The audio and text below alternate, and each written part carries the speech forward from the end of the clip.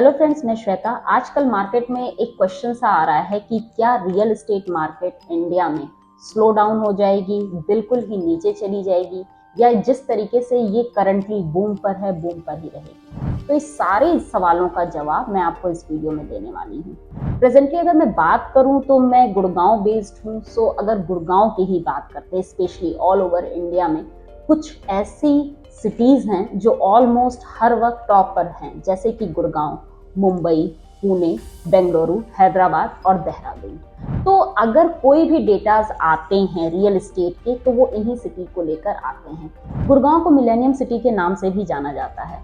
Gurgaon Delhi NCR में अगर देखते हैं तो टॉप सर्च है रियल एस्टेट के लिए। इसके बाद आता है नोएडा और ग्रेटर नोएडा। ये सारी जगहें क्यों सबसे ज्यादा सर्च की जाती हैं रियल एस्टेट के, अगर हम मद्देनजर देखें तो क्योंकि यहाँ पे आईटी सेक्टर्स बहुत ज्यादा हैं, जॉब की संभावनाएं सबसे ज्यादा हैं, एम्प्लॉयमेंट सबसे ज्यादा है। तो जहां पर इस तरह की चीजें होंगी वहां पर रियल एस्टेट ऑटोमेटिक बूम करेगा। और अगर मैं देखूं कि सिर्फ अगर मैं गुड़गांव का ही देखती हूँ तो लोगों को ये डर है कि आजकल जो प्राइस रेंज आ रही है, क्योंकि पहले तो कहा जाता था कि 10,000 पर स्क्वायर फीट से लेकर 15,000 स्क्वायर फीट पे भी जो चीजें लॉन्च हो रही हैं वो अपने आप में बहुत ही प्राइसी हैं, बहुत ही महंगी हैं। लेकिन आजकल के जो ट्रेंड आ रहे हैं, जो भी नए प्रोजेक्ट्स आ रहे हैं, उनके प्राइस रेंज 20,000 पर स्क्वायर फीट से लेकर 25,000 पर स्क्वायर फीट के बीच में आने लगे हैं, जो भी अपनी प्रॉपर्टी को थोड़ी बहुत भी लग्जरी का नाम देते हैं। तो अगर हमें ये सुनने में मिल रहा है कि प्रॉपर्टी जो है वो डूब जाएगी, आप इसमें इन्वेस्ट मत कीजिए, लेकिन ऐसा नहीं है।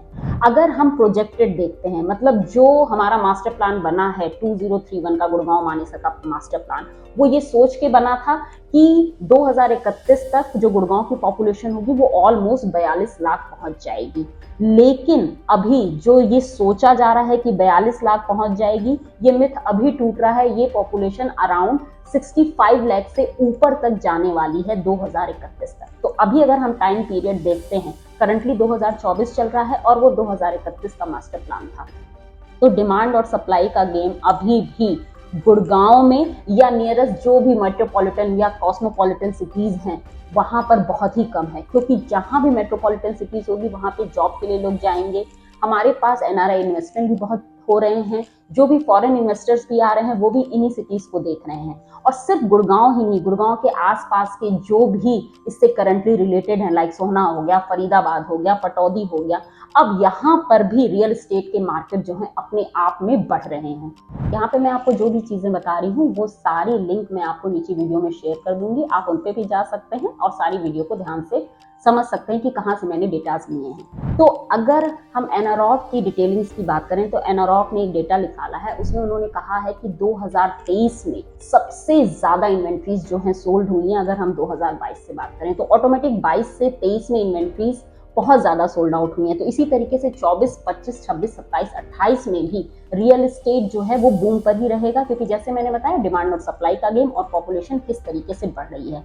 और अगर हम 2023 से 2028 के बीच की बात करें तो ऑलमोस्ट 9.2% जो है ये हाइप लेगा अपने रियल एस्टेट मार्केट में।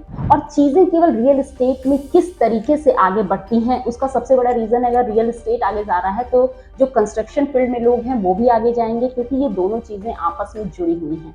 और शायद जो लोग नहीं भी जानते होंगे, रियल एस्टेट सेकेंड ऐसा इंडिया में वेंचर है जो सबसे ज्यादा जॉब देता है। और अभी जैसे मैं गुड़गांव की बात करूं तो कॉस्ट ऑफ लिविंग में गुड़गांव ऑल ओवर इंडिया में टॉप मोस्ट लेवल पे आ चुका है। अराउंड जो इसका इंडेक्स है वो 34.60 का है। इसके बाद मुंबई आता है, उसका जो रेंज है वो है 32.05। सो मुंबई अभी तक सबसे कॉस्टलीस्ट सिटी है अगर हम रियल एस्टेट के टर्म पे बात करें, लेकिन कॉस्ट ऑफ लिविंग में गुड़गांव उससे आगे निकल गया है। ये क्या दिखाता है कि छोटे शहर जो मेट्रोपॉलिटन से कॉस्मोपॉलिटन बन रहे हैं और जहाँ पे फॉरेन इन्वेस्टमेंट बहुत ही ज्यादा हो रहे हैं, वहां पे किस तरीके से लोग आ रहे हैं और रियल एस्टेट में इन्वेस्ट कर रहे हैं। रियल एस्टेट मार्केट को कुछ चीजें हैं जो बहुत ही ज्यादा फोर्स करती हैं, यानी drivers of real estate market. वो है इकोनॉमिक परफॉर्मेंस, उसके बाद होती है आपकी राइजिंग इनकम लेवल, फिर आता है यंगर और स्मॉलर फैमिलीज, फिर राइजिंग अर्बनाइजेशन। आजकल हर तरफ इंफ्रास्ट्रक्चर डेवलपमेंट हो रहा है, तो जहां भी इंफ्रास्ट्रक्चर की डेवलपमेंट होती है उसके आसपास सबसे पहले रियल एस्टेट ही आता है। फिर यंगर और स्मॉलर फैमिलीज, पहले बहुत बड़ी इंडिया में फैमिली होती थी, तो सबको पालने पोसने में जो लोगों की इनकम आती थी वो खत्म हो जाती थी। लेकिन अब जो है वो छोटी फैमिलीज हो रही हैं, तो उन लोगों के पास अपनी एक खुद की डिस्पोजल इनकम है। लाइफ स्टाइल भी बहुत अच्छी तरीके से चेंज हो रही है। और अब जो हमारी जो पॉपुलेशन है वो जिस तरीके से बढ़ रही है, तो हमारे पास जो पॉपुलेशन की अगर हम कहते हैं कि कहाँ पर सेविंग का टाइम ऑफ पीरियड आता है, कहाँ पे हम ये सोचते हैं कि हमें प्रॉपर्टी लेनी है, तो वो अवेयरनेस लेवल बहुत ही ज़्यादा बढ़ा है। अब जो हमारी यूथ है, अगर हम यूथ को एक कैटेगराइज कर देते हैं तो 35 ईयर से 45 ईयर के बीच के लोग सबसे ज़्यादा प्रॉपर्टी ले रहे हैं। और जो इंडिया में 35 से 45 ईयर्स के हैं, उनकी जो रेशियो है वो बहुत ही ज़्यादा है। और इसी वजह से इंडिया में रियल एस्टेट जो है अपनी चरम पर पहुंचा जा रहा है। अब अगर हम बात करते हैं कि ये क्या हमेशा ही रहेगा, क्योंकि ये इस वजह से भी अभी अगर हम 2050 तक का लेके चलते हैं, तो जैसे मोदी जी ने कहा है कि 2047 में हम एक डेवलप्ड नेशन बन जाएंगे, तो ऑलमोस्ट तब तक एक कॉन्टिन्यूड अर्बनाइजेशन होगा, रेंटल मार्केट अपने आप में बूम करेगा और जो प्राइस अप्रिसिएशन है वो भी होता रहेगा। क्योंकि जब तक हम डेवलप्ड नेशन नहीं बन जाते हैं तब तक हमें ये जो अर्बनाइजेशन है वो बहुत ही हैवी लेवल पे करना होगा, इंफ्रास्ट्रक्चर बहुत ही अच्छे से डेवलप करने होंगे। तो इन सभी के बीच में आपको जॉब भी मिलेंगी। फिर जिन्हें जॉब मिलेंगी वो जिस भी एरिया में रहते हैं, इंडिया के किसी भी पार्ट में रहते हैं, उन्हें वहाँ रहने के लिए घर चाहिए होगा, ऑफिसेस चाहिए होंगे, इंडस्ट्री डेवलप करने के लिए भी आपको लैंड चाहिए होगा। तो ये सारी चीज़ें ऑटोमेटिक रियल एस्टेट से जुड़ी हुई है। रियल एस्टेट में जैसे आप जानते हैं रेजिडेंशियल आते हैं, कमर्शियल्स आते हैं, इंडस्ट्रियल आते हैं और कहीं कहीं फार्म हाउसेस भी आते हैं। तो ये सारी चीज़ें ये बढ़ती ही जाएंगी। और रियल एस्टेट जो है अपने आप में अगर हम बात करते हैं कि 2030 तक ये $1 ट्रिलियन की जो है वो हमें देने लग जाएगी इनकम। तो आप सोचिए इसकी मार्केट साइज कितनी बढ़ जाएगी। और अगर हम अर्बनाइजेशन की बात करते हैं तो हम 2024 की ही बात करें तो 36% तक का अर्बनाइजेशन हो चुका है। और अगर हम 2047 से 2050 तक जाते हैं तो ऑलमोस्ट 70% हो जाएगा। करंटली हमारे पास 8 मेट्रो सिटीज हैं और 2050 तक ये 18 मेट्रो सिटीज जो हैं वो करने की बात की जा रही है। तो ऑलमोस्ट आप खुद देखिए कि हम कहां से कहां पहुंचने वाले हैं। अब अगर मैं बात करूं कि ये सारी रिपोर्ट्स मेरे पास आ कहां से रही हैं, तो वो क्रेडाई की रिपोर्ट है, उसमें सारी चीजें मेंशन है। आप उनकी साइट पे जाकर भी ये चीजें देख सकते हैं। कुछ और चीजें हैं जो इंडिया की ग्रोथ को अगले 5 सालों में उसके इकोनॉमी लेवल को एक स्टेज से लेकर दूसरे स्टेप तक ले जाएंगी। उसमें डेमोग्राफी, इंडिया की जो डेमोग्राफिक वो है कल्चर है वो बहुत ही अच्छा है। यहाँ की सिटीज अपने आप में चेंज हो रही हैं। 8 से 18 मेट्रो सिटीज जो हैं वो बन जाएंगी 2047 तक। रियल एस्टेट ऑटोमेटिक इस पूरी इकोनॉमी में सबसे बड़ा जो है वो साथ देने वाला है इंडियन जीडीपी को। क्लाइमेट, यहाँ पे आपको हर तरह की क्लाइमेट मिलेगा, क्लाइमेट जोन हर तरह का है आपके पास। उसके बाद टेक्नोलॉजी, तो ये सारी चीजें हैं जो इंडिया को कहाँ से कहाँ पहुँचाने के लिए साथ दे रही हैं। अब कुछ फैक्टर्स हैं जो इंडियन रियल एस्टेट मार्केट को इन्फ्लुएंस करते हैं। उसमें से सबसे बड़ा फैक्टर है इकोनॉमिक ग्रोथ, फिर है गवर्नमेंट पॉलिसीज। रेरा आने के बाद ऑटोमेटिक सारी चीज़ें चेंज हो चुकी हैं। इंफ्रास्ट्रक्चर डेवलपमेंट जो ऑलमोस्ट ऑल ओवर इंडिया में किए जा रहे हैं। अर्बनाइजेशन, ये भी बहुत ही अच्छी तरीके से हो रहा है। सब लोग अब गाँव से शहरों में आने की कोशिश कर रहे हैं। इट मीन्स उनका एजुकेशन लेवल भी बढ़ रहा है।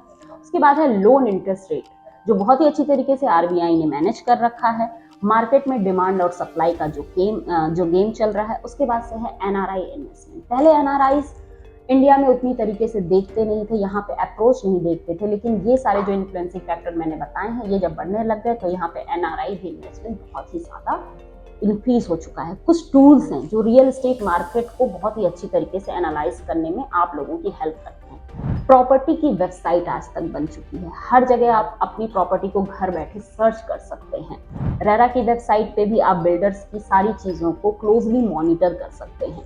रियल एस्टेट के रिसर्च पोर्टल हैं, जैसे जो भी चीज़ें मैंने आपको बताई हैं वो सारे पोर्टल्स हैं, उसमें से ये डेटा मैंने लिया है और ये वीडियो मैं बना रही हूँ। गूगल्स की कई ट्रेंड चलते हैं, उनमें भी आप जाकर ये सारी चीज़ें चेक कर सकते हैं। सोशल मीडिया के कई फोरम्स हैं, उसमें भी आप अपनी प्रॉपर्टी को या बिल्डर्स की चीज़ों को जान सकते हैं।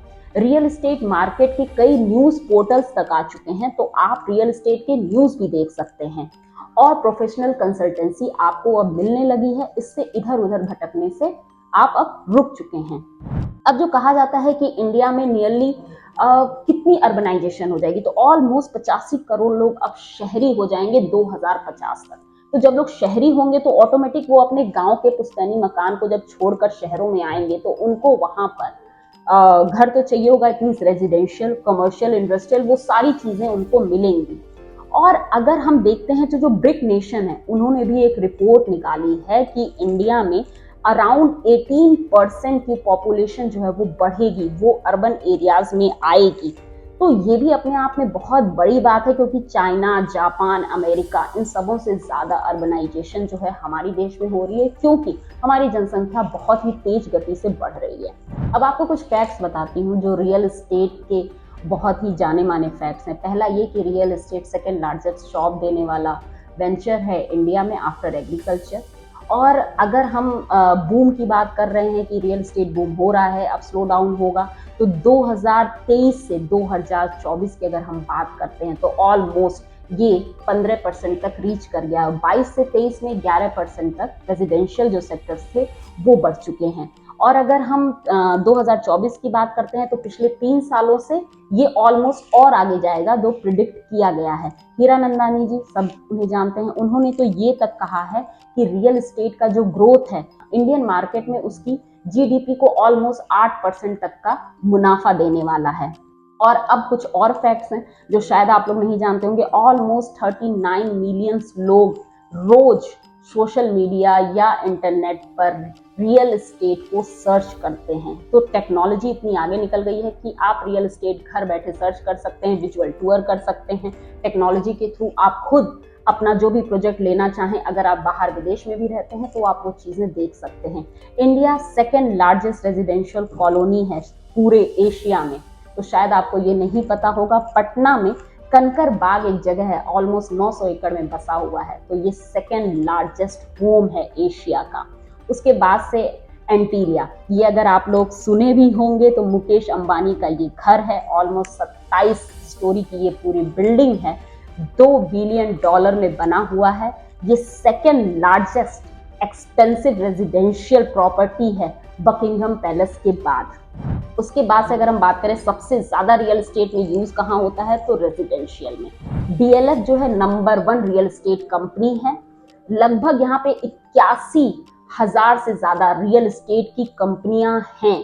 और अगर हम बात करें सबसे ज्यादा रिचेस्ट ब्रोकर कौन है, तो वो राजीव सिंह है। इनका जो वर्थ है वो 61,000 करोड़ का है।